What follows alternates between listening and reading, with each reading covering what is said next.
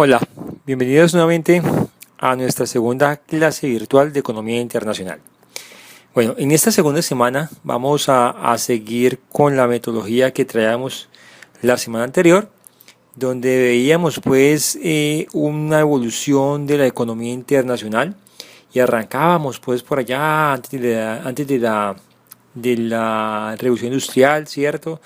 Y veíamos pues que los sistemas productivos de ese tiempo eran muy básicos y no se generaba mayor cantidad de demanda más que la que se pudiera tener en el mercado interno, ¿sí? De igual forma, vimos que después de que se genera o que se desarrolla la parte industrial con la revolución industrial, ya los países comienzan a buscar o a demandar materiales intermedios o materia prima, ¿cierto? Para poder cumplir con la capacidad productiva que tenían. Y eso también les genera de cierto modo unos excedentes de producción que tenían que ver la manera de colocarlos en mercados externos, porque ya con lo que tenían satisfacían las demandas internas y les quedaba pues excedentes para atender a otros mercados. Entonces veíamos pues cómo la revolución industrial hace que los países comiencen a buscar alianzas estratégicas entre naciones. Primero de todo, pues para poder obtener lo que era su materia prima para poder producir. De igual forma, también necesitaban más mercados para poder colocar los excedentes de producción que estaban generando. Cuando se da esos cambios, pues entre otras muchas cosas más, hacen que las naciones, que los países que anteriormente han cedido territorios, los habían perdido pues en conflictos internos con otras naciones, o que los países que tenían esa tendencia expansionista hacen que revivan esas tendencias, esos comportamientos, porque ya se convirtió en la necesidad de tener mayor mercado, mayores plazas, mayores alianzas.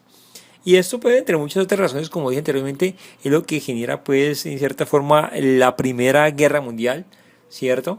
Después de esa Primera Guerra Mundial, también hablamos de que Estados Unidos, que era el que había proveído a todos esos estados en guerra, pues quedó con una capacidad productiva muy buena, pero esto generó posiblemente unos inventarios enormes porque los países ya no siguieron comprando a ese ritmo, y también porque esos países les tocó devaluar tanto su moneda que no tenía sentido pues cobrarle en moneda local, pues porque no valía nada. Entonces eso ocasionó lo que conocimos como el periodo de Gran Depresión, en el cual pues a nivel económico administrativo se aprendió mucho de cómo tenía que ser el manejo productivo de las naciones y de las empresas, ¿cierto? Y si decíamos que en ese momento comenzaban a generarse los primeros acuerdos internacionales, porque eso tenía que de cierta manera evitarse, para no tener que volver a caer nuevamente en periodos de depresión o en esas crisis económicas. También hablábamos pues que llegó la Segunda Guerra Mundial y que con la Segunda Guerra Mundial se agudiza, digamos, todo este problema en Europa, ¿cierto? Y que termina después por acá con la intervención de Estados Unidos y Rusia, que al final pues termina colocando el fin a este conflicto bélico.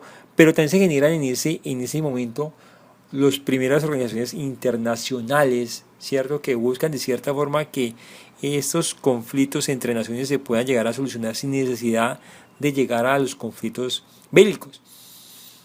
¿Esto qué ocasiona? Pues ocasiona que los países, las potencias Rusia y Estados Unidos, pues que han quedado pues de cierta manera como los líderes de la economía internacional, comienzan una puja entre ellos, pues lo que conocemos como Guerra Fría, y se dedican pues mucho a buscar el desarrollo armamentista y a buscar conflictos donde no los habían, con el fin de mostrar pues su poderío militar, mientras que otros países que hayan visto la necesidad de despertar sus mercados, de despertar nuevamente su economía, comenzaron a producir nuevas tendencias comerciales, comenzaron a generar artículos y productos que directamente iban a favorecer a la población, ¿cierto? Y que ya de cierta manera la población no tenía que quedarse esperando a que le llegara el artículo que estaban ofreciendo y como estaban ofreciendo, sino que ya el cliente iba a empezar a ver productos con buena calidad, iban a poder obtener servicios y productos de cierta forma garantizados, más accesibles, mucho más económicos inclusive. Entonces eso ocasionó una revolución en toda la parte comercial a nivel del mundo, ¿cierto? Y se involucran o se incluyen nuevas tendencias productivas como los procesos de reingeniería, los círculos de calidad y todos esos conceptos que se vienen desarrollando a nivel empresarial para generar una producción mucho más ágil, más a tiempo, ¿cierto? Y enfocado siempre en el cliente. Esto, sumándole a los desarrollos tecnológicos que también se dan por este periodo, pues Internet se dispara, telecomunicaciones alcanzan un nivel muy alto, hacen que el dinamismo comercial lleve a que estas naciones pues nuevamente se despierten y se den cuenta de que ya este conflicto frío, como se llamó, pues se pare, se detenga y se comience a buscar alternativas para seguir el desarrollo del mercado internacional, del comercio internacional. Entonces comienzan nuevamente a forjarse los acuerdos entre países, comenzamos a ver muchos TLC a nivel mundial, comenzamos a ver organizaciones interestatales, comenzamos a ver entidades no gubernamentales, empezamos a ver una cantidad de organismos pues alrededor de estas organizaciones que lo que van a hacer es de cierta forma garantizar que el comercio internacional tenga su auge que se requiere para que pueda ejecutar y desarrollar dinámicamente.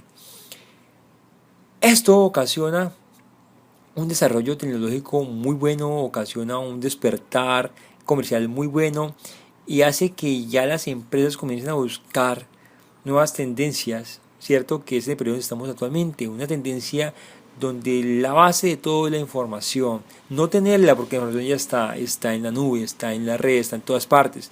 Ahora el problema es cómo se administra la información, cómo se analiza esa información y cómo se obtienen los artículos, los productos, los servicios que la gente está esperando con base a esa información, ¿sí? Se genera todo ese concepto pues de megadatos, metadatos y eso estamos actualmente buscando la manera de tomar toda esa información y procesar y convertirla en productos y en servicios que sean rentables. Una rentabilidad que tiene que ser amarrada a la parte de sostenibilidad del mundo, sostenibilidad de las poblaciones, las regiones desfavorecidas, que tiene que estar involucrada en una innovación constante, ¿cierto? Está involucrada en un sistema de servicios constantes, servicios agregados para la comunidad. Y eso ha hecho, de cierta manera, cambiar un poquito el entorno del comercio internacional. ¿Sí? Ya las grandes multinacionales que venían pues de la época de los 50 hasta por acá comienzan a verse amenazadas por pequeñas empresas, pero que saben lo que están buscando los clientes. Entonces se convierte esto en un nuevo contorno que requiere de nuevas políticas internacionales, que requiere de una nueva visión internacional, que requiere de nuevos tratados internacionales, y es aquí donde queremos llegar nosotros en esta segunda clase. Vamos a ver en esta segunda clase cómo esta evolución ha llevado a que los organismos internacionales y los países tengan que buscar alianzas y estrategias de políticas comerciales que les permitan tener un buen juego dentro de todo este contexto. Sigamos pues entonces.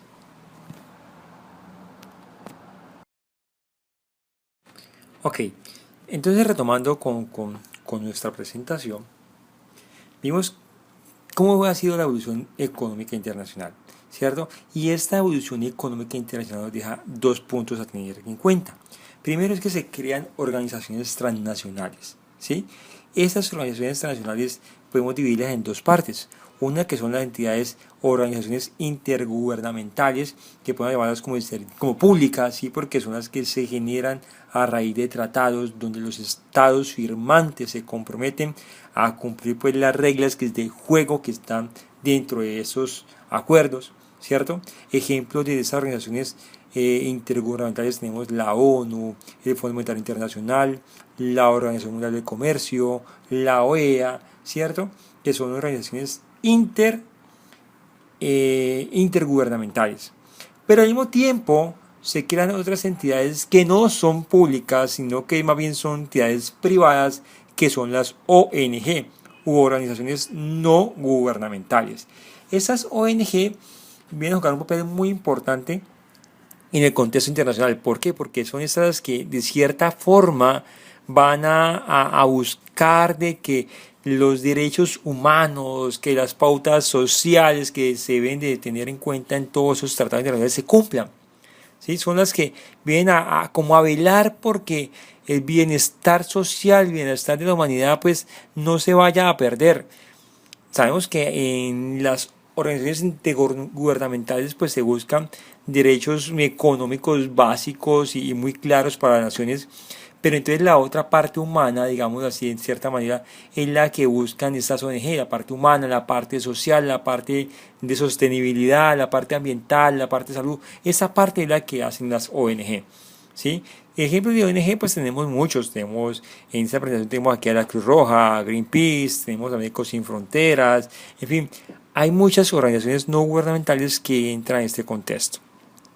Y por otro lado, con esta evolución de la economía internacional nos encontramos de que los países comienzan a preocuparse pues por firmar acuerdos entre naciones, buscar alianzas entre ellos, y para eso se hace necesario un desarrollo de políticas comerciales. Entonces, este desarrollo de políticas comerciales, digamos que va a estar amparado o se va a tener como pilar el tipo de economía que tenga cada nación. Puede ser una economía a nivel muy proteccionista o una economía que esté más dada a la apertura económica de sus mercados. En fin, sea la que sea o sea el juego de las dos, todas las naciones están en este rol, ¿sí? De buscar las políticas internacionales de comercio internacional que les permitan jugar bien dentro de todo el contexto.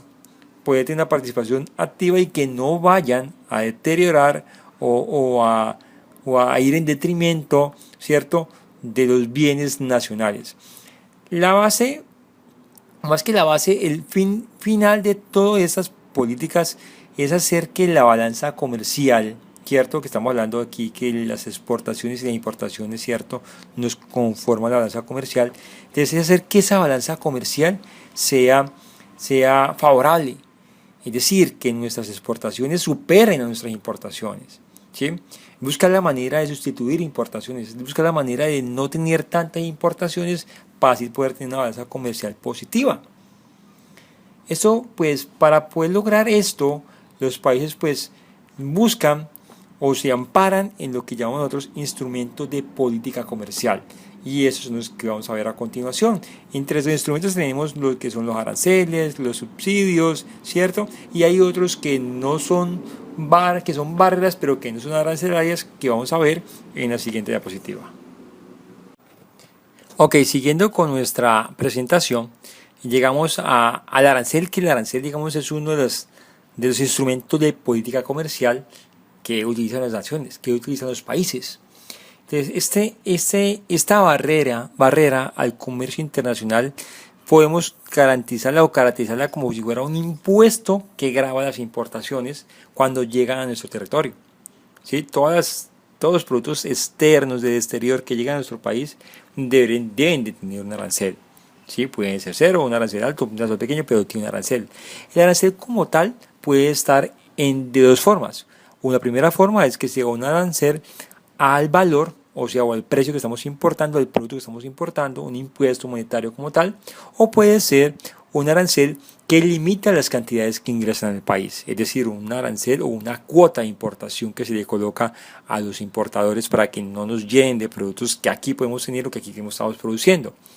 De igual forma, un arancel puede mezclar las dos variables. Puede ser un arancel que tenga un componente ad valorem, cierto ad valor, y un componente al mismo tiempo por cuota. ¿Cuál es la finalidad de estos aranceles? Pues básicamente es proteger nuestra producción local, proteger nuestra industria. Entonces, esos aranceles, digamos que en cierta forma lo que buscan es que se genere un equilibrio económico en el país. ¿Sí? El equilibrio económico, para entenderlo, vamos a ver en la siguiente diapositiva, pero con un ejemplo.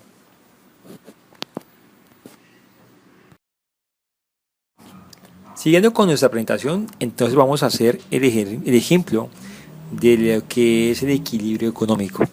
Para entenderlo vamos a imaginarnos de que en el país, ¿cierto?, requerimos de paño, pero también tenemos la capacidad para producirlo acá en el país, ¿sí?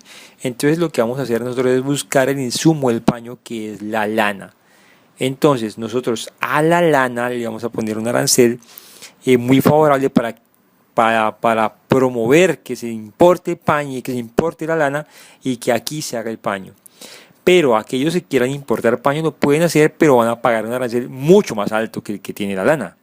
Eso con el fines de que los productores se incentiven por comprar la lana y produzcan el paño, se genere el empleo, se desarrolle la industria del paño en el país, ¿cierto? Y que los comerciantes busquen la manera de comprar a los productores locales, porque importar el paño, que va a tener a ser mucho más alto que la lana, pues no va a ser tan rentable. Entonces, con esto lo que se busca es dinamizar la producción local, generar empleo y pues que se mueva todo el círculo que genera, el círculo económico que genera esta alternativa, y de cierta forma desestimulamos o le ponemos una barrera muy grande a las importaciones de paño. Eso es, digamos, que lo que se busca con lo que llamamos equilibrio económico general. Bueno, ahora sigamos viendo otra de los instrumentos, que son los subsidios. Bueno, los subsidios se aplican directamente a las exportaciones, ¿sí? Tienen como fin pues apoyar a que las empresas nacionales, ¿cierto? Puedan incrementar su participación en mercados internacionales. Ahora hay que tener dos cosas a tener en cuenta con los subsidios. La primera, pues claro, es esto, ¿no? Incrementar la participación internacional en los mercados, ¿cierto? Pero también se tiene que tener un manejo muy bueno, muy coordinado y transparente, para que no se convierta esto en una práctica desleal de comercio internacional. No se vaya a ver como si fuera un dumping. A ver, en Colombia ejecutamos subsidios para las exportaciones a través del Plan Vallejo, ¿cierto? Con los SER que generamos a los productores nacionales que exportan, ¿cierto? Todo eso que tiene que ver con el Plan Padrino, con los créditos blandos que ofrecemos con el Bancoldes, en fin, todas esas estrategias las hacemos para fomentar, ¿cierto? El desarrollo de productos que se puedan exportar. Recordemos que estas herramientas lo que buscan es que las exportaciones siempre crezcan para poder tener una balanza comercial favorable, positiva, ¿sí? Entonces, esto es lo que hacen todos los países, pero también se puede prestar para malos entendidos, y es por eso que la Organización Mundial del Comercio está siempre muy vigilante de esto. Por eso que en todos los tratados de libre comercio que se firman, se buscan o se colocan cláusulas de buenos manejos a esos subsidios, porque se convierten en prácticas de comercio desleal, y pues la idea es evitarlas, y que la economía sea una economía libre donde las empresas compitan por sus capacidades y por sus ventajas competitivas que puedan tener, y no porque están recibiendo subsidios o estén recibiendo otras preventas que nada tienen que ver con la producción del bien que se está comercializando en el mundo. Ok, siguiendo entonces con lo que veníamos hablando de que los subsidios pueden verse como una práctica desleal del comercio internacional, me encontré con estas dos punticos dentro de un documento que tiene ProColombia, donde nos aclara pues que básicamente lo que es el dumping y los subsidios son básicamente prácticas desleales, ¿cierto? Y dicen que el dumping consiste, ¿cierto? O se considera que un producto es objeto de dumping cuando se introduce, ¿cierto?, al mercado colombiano un producto a un precio inferior al que tiene ese producto en el mercado del país origen. Entonces, ese es el concepto que se tiene como dumping. Por eso es que se dice que es una práctica desleal que no solamente se ve reflejada en lo que cuesta el proceso de producción, de despacho y de todo esto de logístico hasta que llegue al país, sino que hay otros factores ahí que lo están favoreciendo y que hacen que llegue a nuestro país mucho más económico de lo que puede consumirse en el país de origen. Esto es lo que se llama dumping, y se considera una práctica desleal por parte de la Organización Mundial de Comercio, que de igual forma pues ya empezó a regularla y descubrirá a ustedes dentro de la plataforma un documento y una noticia del caso. Esa noticia del desmonte que está solicitando a la OMC que se haga de los subsidios es la que quiero que analicemos y la debatamos en el foro. Bueno, y ya para ir terminando pues esta presentación de nuestra segunda semana, vamos a hablar de lo que son las barreras no arancelarias que también forman parte de los instrumentos de política comercial de los países, ¿sí? Entonces, estas barreras no arancelarias lo que hacen es dificultar el ingreso de artículos a nuestro país, ¿cierto? Y de igual forma también pueden obstaculizar el proceso exportador del país. O sea, no es muy lógico, pero hay veces que los gobiernos tienen que hacer esto porque si los productores se dedican a exportar los artículos, posiblemente puede haber un desabastecimiento interno. Entonces también se buscan ciertas políticas no arancelarias para que los países se queden aquí en el mercado local. Básicamente estas barreras están amparadas en normas burocráticas, ¿cierto? Que desgastan al importador en todo este papeleo que toca hacer, en todos los requisitos y certificados fitosanitarios, de medio ambiente. Inclusive hay algunas alteraciones a los tipos de cambio que no permiten pues que los importadores vean como muy atractivo llegar a nuestro país con algunos tipos de artículos. Esas son prácticas pues, que son válidas dentro del contexto internacional, pero como dije anteriormente, todos estos instrumentos de política comercial se acuerdan, digamos, por decirlo de alguna manera, se negocian dentro de los tratados de libre comercio que se hagan. Y ahí el punto de análisis es qué tan bien hemos negociado nosotros esos tratados, ¿sí? Qué tan favorables son para nuestra economía o qué tan desfavorables pueden llegar a ser para nuestra economía. ¿Estamos protegidos o no estamos protegidos? ¿Sí? ¿Estamos en la capacidad para competir con los países con los que estamos haciendo alianzas estratégicas, estamos firmando tratados de libre comercio? Yo diría que sí. Nosotros llevamos con un proceso de apertura que tiene más de 30 años en el país. Si en 30 años que estamos detrás de este proceso no hemos aprendido a entrar en el contexto internacional, pues no sé qué nos vaya a hacer falta. Posiblemente habrá muchas personas que piensan pues que es necesario seguir educando más a la gente para que aprenda a exportar, que es necesario seguir apoyando más a nuestra economía local. Pues sí, claro que todo eso es necesario, pero ya son 30 años, ya teníamos que haber aprendido, o por lo menos a nivel empresarial, saber con qué nos estamos enfrentando, ¿cierto? Para poder participar y poder sacarle el provecho a todo esto que nos trae pues los procesos globalizadores y que tenemos al frente nuestro dentro del contexto de la economía internacional. Ok, muchachos, para la tercera clase que vayamos a ver virtual, ya entramos a ver de fondo lo que son los temas de los acuerdos comerciales, ¿sí? Para poder entender cada uno de ellos, para poder saber cómo está Colombia ante cada uno de ellos. Vamos a tener un trabajo para la próxima semana que es que ustedes se vean un video que voy a colgarlo hoy, ¿cierto? Donde nos muestra pues cómo ha sido la evolución de los tratados a nivel mundial, pues en los que opera Colombia, claro está, y que nosotros podamos tomar de allí 3, 4, ¿cierto? Y hacer un ensayo de saber si estamos realmente utilizando como se deben esos tratados internacionales o qué deberíamos de hacer para poder sacar el beneficio que se requiere o que nos brindan esos tratados.